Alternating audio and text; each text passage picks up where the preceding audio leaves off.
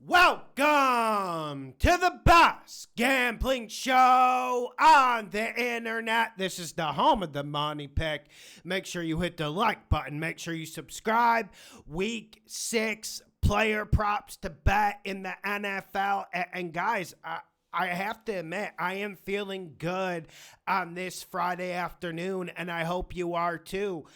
So far, I feel like we've been good with the props, but give me some feedback down below because I take 3 or 4 out of this list and I bet them individually. So just keep me up to date on how we're doing with the props. Leave your favorite below. Let's get to the first prop. We got Jake Ferguson over 46.5 receiving yards.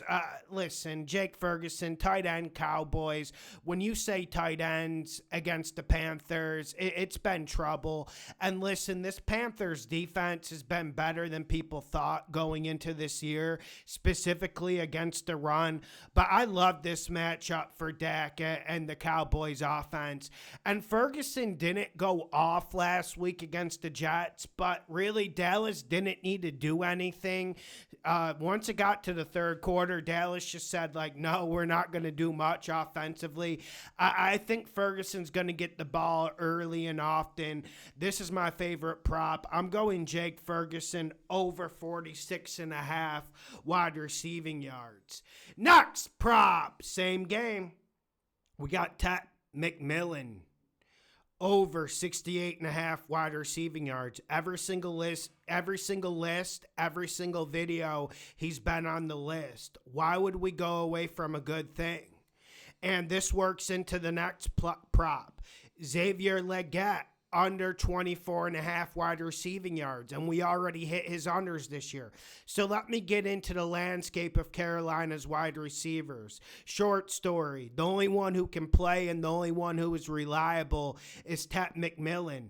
Secondly, Jalen Coker is coming back this week. I'm sure Michael Mann's jumping with joy. And that means less targets, less action for Xavier Legette. And also, Xavier Legette can get separation. I don't think he's a bad NFL player. I don't think he's a bust by any means. Not that he was a high first-round draft pick, but you see where I'm going. He's just as mentally not sound, and he doesn't understand the offense, and you can't rely on him. I understand you don't want to go under because when you say the Cowboys secondary, we see a ton of space. But I just think Legette's going to get less ball flow this game. And we saw him get some catches against the Dolphins. But like I said, Coker is the much better receiver. He's coming back for his first game off IR. Give me Ted McMillan over 68.5 receiving yards. Self-explanatory. It's every week. Then Legette under 24.5 receiving yards. Next game, and we're going in to Steelers territory real quick. We're going to do 2 from the Steelers. First prop is Aaron Rodgers under 214.5 passing yards. And the Steelers offense is really stagnant and really slow. And if you want to be nice, you can call it methodical. This is a Browns defense that they're going to play man-to-man. They're going to get up in you, and they're going to challenge you. And I don't think the Steelers' offense has been challenged that much this year. And a lot of the passing success against the Vikings was the Vikings didn't have Van Ginkel, and also Brian Flores was trying to play games. The Browns don't play games on defense. They get up in your face. They play man-to-man, press coverage, and I wonder if these Steelers wide receivers can get enough separation. We haven't seen much Jonnu Smith this year. I think Pat Freiermuth is washed. So I think these targets are limited for Aaron Rodgers. This isn't a fade of Aaron Rodgers. This is a tipping the fedora to a Browns defense that is absolutely in mode right now. And then let me get to the next prop in this same game. Jaylen Warren, under 47.5 rushing yards. I like Jaylen Warren, but he's been banged up this year. The Steelers' offensive line is getting better, and they got some young guys who are blossoming. But but they still have their issues. And one reason why we led off with Jordan Mason last week under the 67.5 in that Vikings-Browns matchup is because this Browns defense is an absolute juggernaut. And so I'm going Jaylen Warren under 47.5 rushing yards. Also, another important factor to look at is Kenneth Gainwell. He had a good game against the Vikings. I think he steals some of Jaylen Warren's touches. And this is a Browns defense that is very good. I need to repeat that. Next prop, and I'm stealing this from Coop, and Tyler Warren, tight end for the Colts, over 50.5 wide receiving yards. And listen, this guy's going to be elite in this league for a long time. I think the Cardinals are going to try to take away Jonathan Taylor. And let's be honest, I don't think Warren hit his over last week because the Colts were in cruise control by the start of the third quarter, kind of like the Cowboys. I think the Cardinals offer a little bit more resistance than the Las Vegas Raiders, and I think Warren's going to be a big part of this Danny Dimes, Shane Steichen scheme. So I like Warren over 50.5 receiving yards, and honestly, I'm glad Coop found this because I didn't even think to look at this because I thought we would be getting higher numbers for him, like 62.5, 66.5. Like Ted McMillan, I feel like the Bucs are a little bit slow to react with these rookies. Give me Tyler Warren over 50.5 receiving yards. Next prop, it's not a long shot. It's a plus 170. Breece Hall, anytime touchdown, plus 170. Someone's got to score, right, for the Jets. Breece Hall's got to get a touchdown eventually, whether it be running, catching the ball. We know he can do both. I feel like he's like this Marshall Faulk in this day and age. It's just you're not going to get to enjoy him because the Jets suck ass so much. I know the D-Gens want to bet Breece Hall anytime touchdown plus 170. You're going to be watching that London game. Don't tell me you aren't. Next prop. This is one I have to be a little bit cautious about, so I'm combining two. Give me Baker Mayfield plus Egbuka overs. Right now, Baker's over 240.5, which I don't love, but I'll explain why I like it.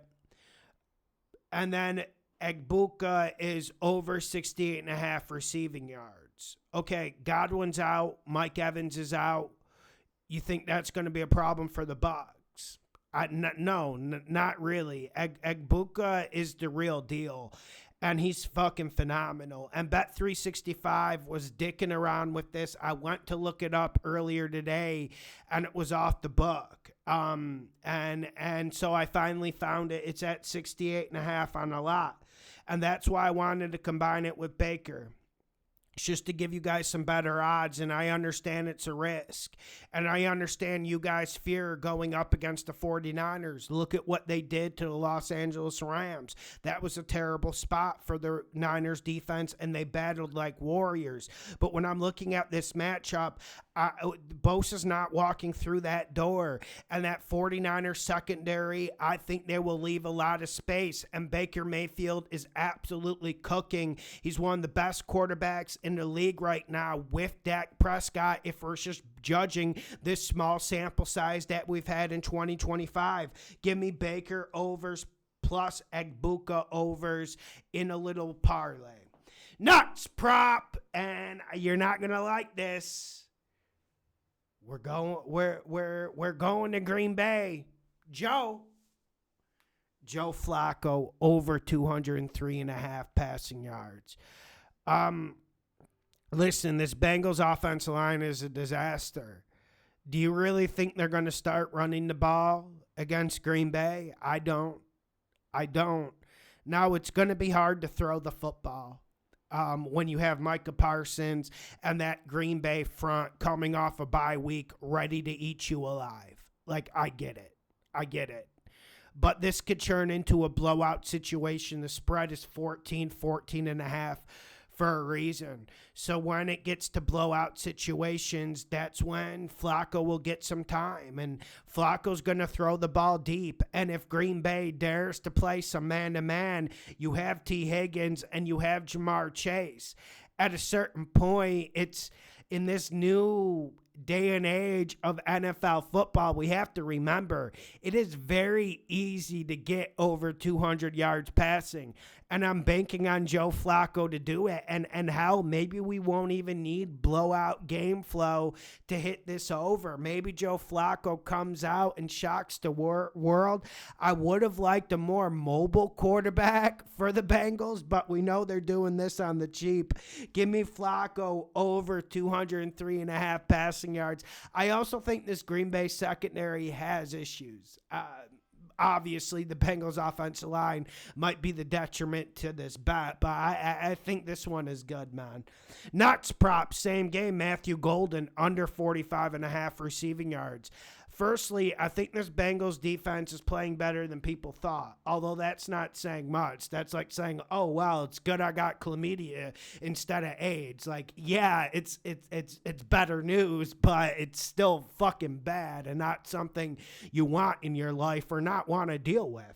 So I'm going to go Matthew Golden under 45.5. I'm just not buying in to this Packers pass game as much as people. Like, we know the main thing with the Packers you got to do is Josh Jacobs, and they're getting a lot of 8-man fronts, and Matthew Golden could get one deep. I just feel like when you have young Packers wide receivers, you're really reliant on the big play, and a lot of the distribution is inconsistent. Like, the only guy I like going over on the Packers offense is Tyler Kraft. So I'm going to go under Matthew Golden, 45.5 receiving yards. And one last one, Vidal, Chargers, running back, over 30.5 rushing yards. Make sure you hit the like button. Make sure you share the videos. The best gambling show on the internet, live call-in show, 6 p.m. Eastern. Let's get this money. And could they make these NFL fucking jerseys any more fucking big? You see this shit? Like how fucking big it is? It's just a large. And I know I lost some weight, but fuck me, man. Like, look at how big this fucking thing is. I'm not even, like, sure. Like, you would think I was, like 5'5" wearing this thing. Dude, this shit is, like, anyways, it's, like, so fucking big, it's ridiculous.